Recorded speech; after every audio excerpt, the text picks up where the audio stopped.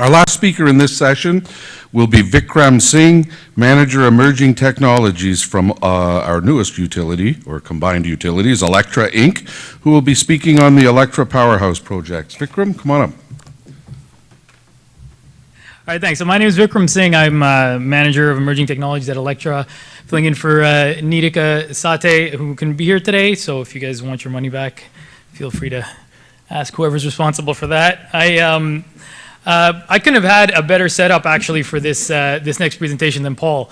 We're going to be talking about DERs. We're going to be talking about behind the meter storage. We're going to be talking about virtual power plants, IoTs. I'm going to show you a video, and I promise for those of you who stick around, I'm going to demystify blockchain at the end of this conversation. So that's a big ask, but we're going to start and we're going to give it a shot. Okay, so who are we at Alectra? Alectra, we are an LDC here in Ontario. We are the largest municipally owned LDC here in the province and the second largest in North America.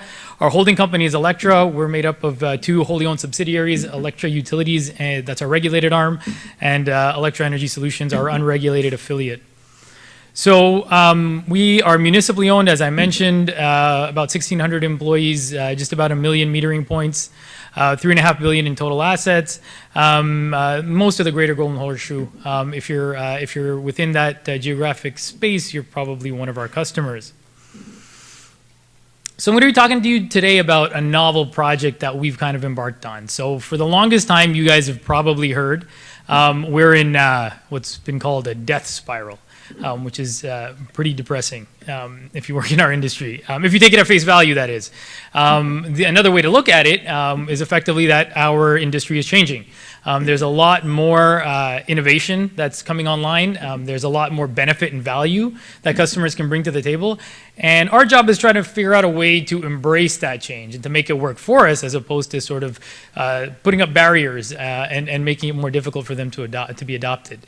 So what's coming next is going to be a brief video, so if we can dim the house lights, that's going to explain to you exactly what our powerhouse pilot was all about. Imagine having total control of your home's energy supply, being virtually immune to outages, and having access to reliable power at all times of the day, all while dramatically lowering your energy bill. Sound too good to be true? Think again. Introducing PowerStream's cutting-edge solar storage program, Powerhouse, which lets you, the homeowner, generate your own electricity and maximize savings. Here's how it works. PowerStream will install solar panels and a state-of-the-art battery storage system on your home. An intelligent software system will then be configured by PowerStream to automatically manage the best way to dispatch the energy your system produces, figuring out which will provide you the greatest benefit. Want to save on costly electric rates on summer afternoons when your costs are highest? Your Powerhouse system will use solar to minimize grid usage. Storm coming? Worried the grid will go down?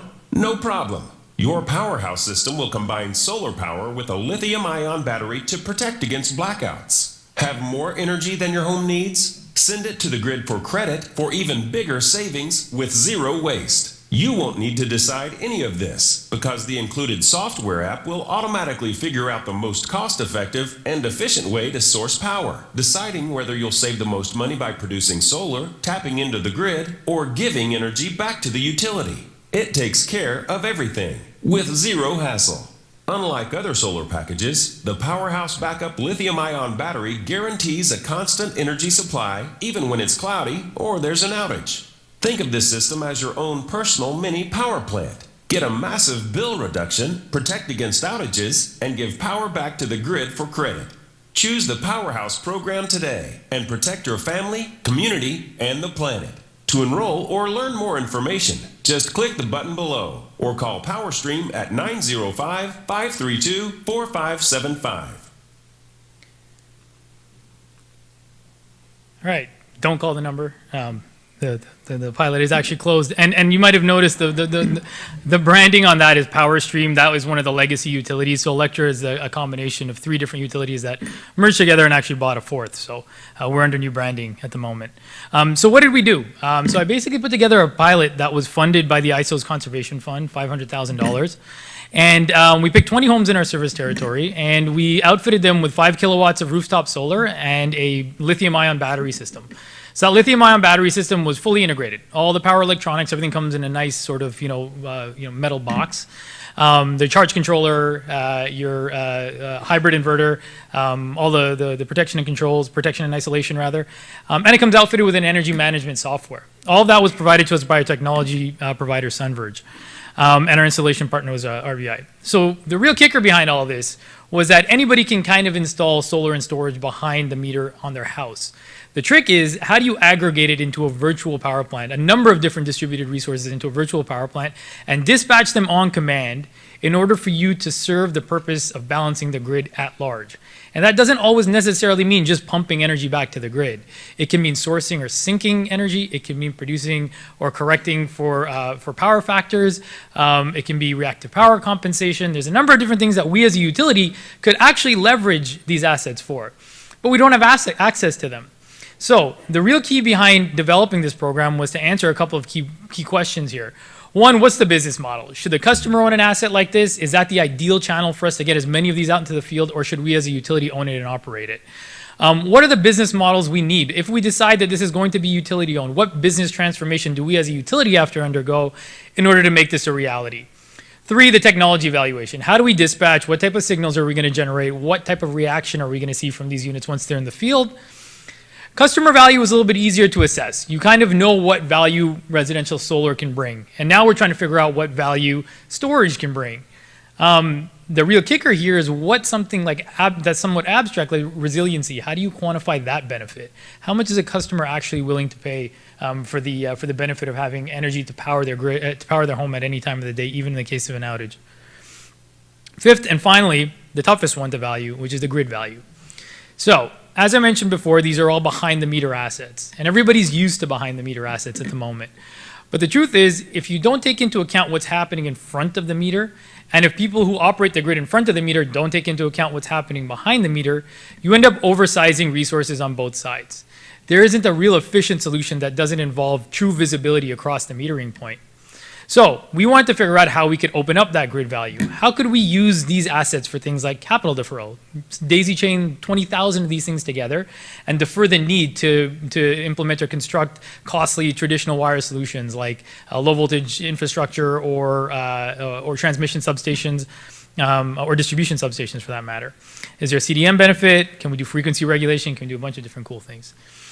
So we had a couple of options. Right? We have $500,000 burning a hole in our pockets. We've got this really cool new technology. First come, first serve. Everybody who's a customer who wants to sign up, why don't you go ahead and do it? But that would have been limiting in our understanding of what it would have taken to actually deploy these units in the field where we needed them the most. So what I did was this. I went to planning and I said, show me a couple of feeders in my network that have problems, right? Show me a couple of, I want a couple of feeders that have either voltage problems or congestion issues. Give me 3 of them. And I'm going to target those customers specifically. 20 units co-located on those feeders isn't going to make a difference, but I want to prove that I can actually pick them out sort of surgically and find out if I can pick customers on those feeders. Second, I did a little bit of energy profiling. I said, look, with the equipment that we've got, here's the ideal sort of load profile that I'm trying to target. Here's the maximum or peak demand that I can service, and here's the total annual energy consumption I can service to make it a slam dunk. I then actually sent out direct mailers to each one of these customers and said, why don't you show up to Richmond Hill Library? And I basically pitched them, or even our offices at CityView. And it was kind of like one of those timeshare condo sort of pitches, right? I was there sort of standing up in front of everyone. I had this, all these pamphlets, and I said, here's what you're going to sign up for. Do you think it's worth it or not? Those who did sign up put down a deposit, and I called them up. I said, what's your roof orientation? How old is your house? Do you own it or you rent it? Yada, yada, yada. And at that point, we basically found that I isolated our customers or narrowed down our customers from our entire service territory, which I said was 1 million metering points, down to 15,000, down to 5,000, down to basically 60 targeted that had come into each one of our info sessions. We recruited 20 customers in 30 days. And it was a tremendous success. We had a waiting list that was at least 3 times as long. So what did we offer? Basically, we pay for the entire cost of the solution, right? But we did require some skin in the game from the customer, $3,500 up front, just as a commitment mechanism more than anything else. $20 a month was effectively our proxy for what resiliency value is, right? So we charge them an ongoing fee of $20 a month. A 5-year term, after which point they have the option to renew at different terms. We're going to figure out what those terms need to be when the 5-year period is expired. If they don't like it, we'll rip it out. We own, maintain, and operate the asset. We insure it. It's completely our property. It's a 2-day install approximately. We commission it, we configure the dispatch models dynamically, and effectively what the customer gets is a significantly reduced bill reduction or sort of billing profile, about 43% actually, not 39%, slightly higher, and we guarantee them a payback in 5 years. So if it ends up costing them more than $3,500 net of savings, at the end of 5 years, we pay them back.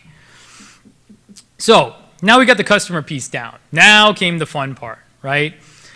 I took a look at this fleet of 20 assets and I said, let's say I want to apply it to a real world problem. I want to say, let me figure out what grid balancing services we can possibly employ in order to be able to, or we can possibly service using this type of technology. So I went to Lawrence Berkeley National Labs, took a look at all the different grid services that are offered by microgrids, and narrowed down a couple of them that I thought were the most amenable to our technology. So it narrowed down to a few, right? Operating reserve, demand response, something called frequency regulation, and I basically made up a product called the flexibility product. It was similar to an end-of-day solar ramp. All of that isn't really important. I can go into great detail. I know you guys are a technical audience, but all of this stuff I know is very much in front of the meter sort of information for you. But the reason that I'm telling you this is because what came out of it was something that we're really surprised about. You could stack each one of these different revenue services one on top of another, and because you had this battery system that was super flexible, that responded in a really, really quick amount of time, that had a really low latency budget, you could do things with these assets that we never thought were possible. There are things that you can't do with traditional utility assets. So what I ended up doing is we took a look at what the total value of all these services was last year. These are services that are typically procured by our system operator. And I built an optimization model. And I said, here's how I need to dispatch my battery at every hour of the day to maximize the return of that asset. And I wanted to see if I stacked them all, whether or not the economics would pan out. And it turns out that they do. And then I took that model and I actually implemented onto my fleet through our energy management software, which is a centralized software, that virtual power plant software I was telling you about. And I said, just go. I set it and forget it. And the system automatically picked and chose what was the most valuable service to sort of participate in at which time without worrying about without having to influence the customer in any given way. So now the customer has effectively increased the value of this product, right? It's not just about load reduction. It's not just about net metering on time of use and getting value on your bill credits. It's actually about creating a much larger value stream that benefits the entire grid. And that makes these types of technologies more affordable, really, and more accessible, which was kind of the goal. So what kind of results have we seen? So far, tremendous response. About $1,000, give or take, in terms of average annual savings. We've offset just about 5,000 5,000 kilowatt hours, which amounts to 43% reduction in bill savings. This is a quarterly report that I issue to each one of my customers in the program, in the pilot. It basically shows them their before and after profiles, what their system is doing, what their load would have been without it, what it is now, and a graph of their energy savings. So a real great engagement tool with customers. It gets them really excited about understanding their bill a little bit better. They also get a little mobile sort of interface where they can actually see what type of power production is happening behind the meter at any given time. They can't dispatch or anything, but they can at least visually see and interact with the system, at least from a static standpoint, or from a passive standpoint, I should say. And they love that. They love just being able to have real-time visibility into their meters. They love turning on the stove and watching a spike and saying, wow, cool, you know what, this stuff actually works. So what have we seen in terms of responses? Our customer perspective has been, or our customer feedback has been actually tremendous. What's really ironic, energy is one of those things which is the most valuable to you when you don't have it. So in the case of an outage, you will pay anything for it. You literally will only realize how much it's actually worth when you come to a point where you can't watch Netflix, or you're sitting in the dark and your comfort is compromised. So what we see is what we thought would have been the most beneficial to us or to customers is the bill savings. We thought that's what everyone would have been sort of fawning over.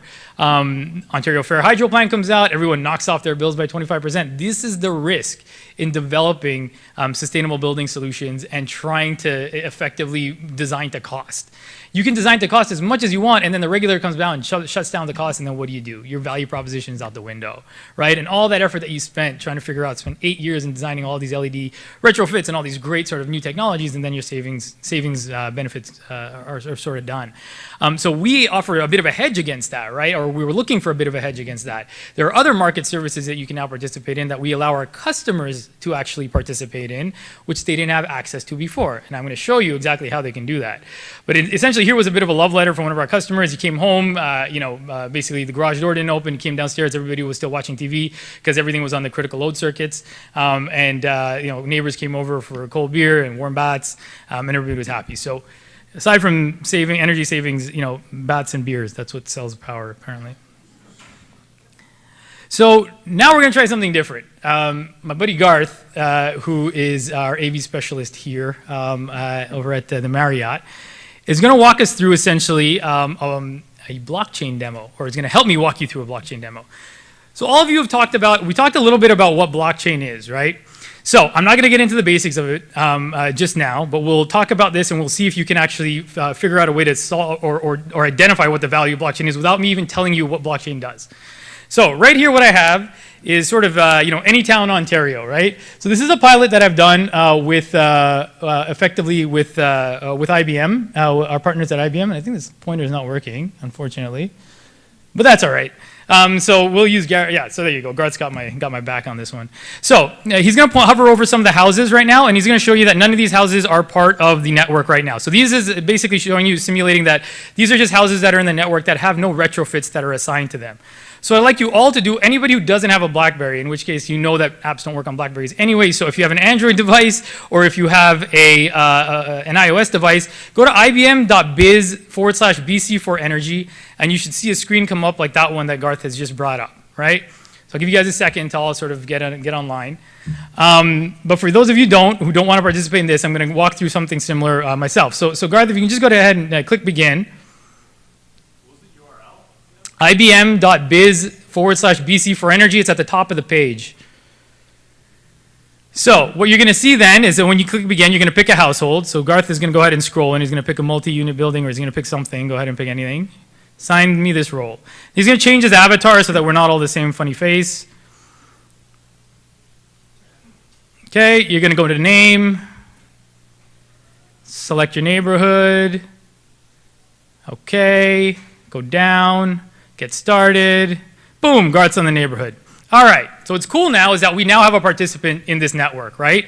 So on the right-hand side, those three buildings, that represents our system operator. That's where energy is basically dispatched and determined what the sort of demand of the system is. Further to the left, that building right there on the far left that Garth was just hovering over, that one right there, that is our LDC. That's our aggregator, who basically controls this virtual power plant that you guys are all now participating in. And down there you have a community energy usage profile, which shows you the difference between the community demand and what's actually being generated. So now what we're going to do is we're going to simulate a shortfall. So Garth, if you click on that, on the ISO, click adjust energy estimate. All right, now if you click back over to there, perfect. And then click out a notify shortage and then go back to the mobile view, please. Okay, so ideally what you would have had to do was pick a renewable resource that you have that could participate in this energy shortage process, but you don't have anything, right? You haven't upgraded. So go ahead and click decline, Garth. And what I'd like everyone to do is scroll down and you have all these different energy efficiency sort of plays that you can now incorporate. You can do solar, you can do sort of a greenhouse gas reduction, you can do an energy efficiency play. Garth is going to go ahead and pick solar for me. Yeah, that one right there. Yeah, right there. Okay, click upgrade. There's a mini game that typically goes with this. It's a memorized game. Don't worry about it. You can play and match things, but it's not worth doing right now. Just click upgrade in the top left there. Yep. Okay, so now we're going to upgrade your system, right? So now you become a participant in this entire thing. Go ahead and Garth, you can upgrade a few other things as well. You can upgrade storage, or you can upgrade anything else that you want, and you can become another participant here. So what this is basically simulating is now you guys are all participants. Hopefully you guys are all upgrading as we're going along. You're either playing the game or you're not, but you're basically becoming participants in this dynamic network, right? So now Garth, now you're going to go ahead and you're going to do the same energy shortage notification. So on the right, sorry, go back to the ISO.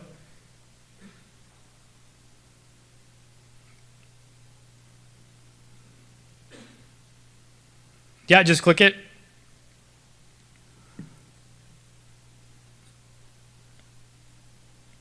Ah, there we go.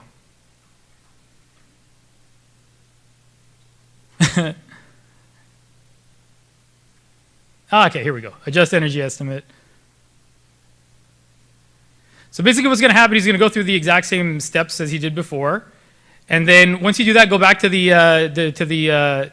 system, back to the LDC on the left there, on the far left. That's okay, I think you clicked it. I think you should be good. Click on the left. Yeah, click that guy.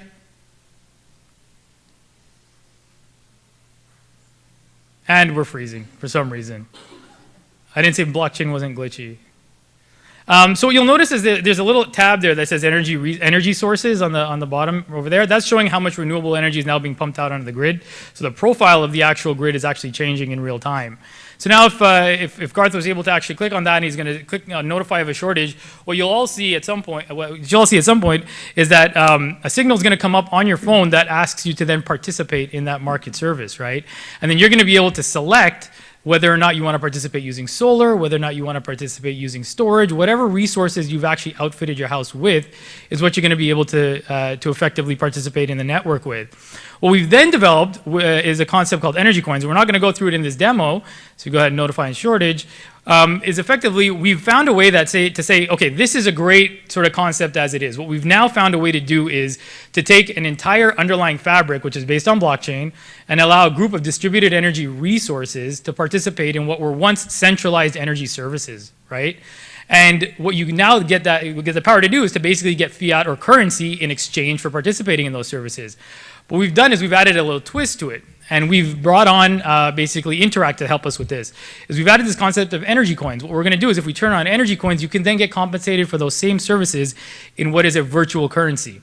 That virtual currency is something that you can then use to trade on an open marketplace for things like coffee, groceries, airline points. It basically takes out that friction of having an intermediary between generating energy and transferring that value into something other than cash and something than just energy credits. You can go down the street, you can buy a coffee with it, you can use it to buy an airline flight through points. And it's a dynamic marketplace in which people actually bid out what they think the value of those coins are in real time. So all of this is based on an underlying fabric that is blockchain. So blockchain is actually being used in this demonstration to record sensor readings from each one of these houses, to record response times, to actually record settlement and contractual obligations that we've actually modeled for each one of these participants in the network. So it's a really exciting sort of new avenue. By the end of the year, those 20 houses, or the houses in that network that we're showing there, are actually going to be our powerhouse units. They're going to be outfitted with this technology. It's a Hyperledger fabric, which is maintained and sponsored by the Linux Foundation, so it's entirely open source. IBM's our design and development partner, and like I said, Interact is going to be our financial services partner for this.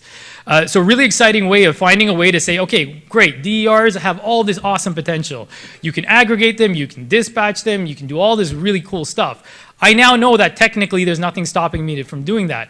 The hard part is this part. The hard part is developing a marketplace and developing the infrastructure with our system operator, with our LDCs, for us to capture that value, for us to actually capture that value and transfer it to the customer, and allow the customer to take that value and transfer it to somewhere else if they wanted to. So this is one of the projects that we're doing, and is one of those sort of new sort of I would say more modernistic approaches to how you would adapt or evolve the grid.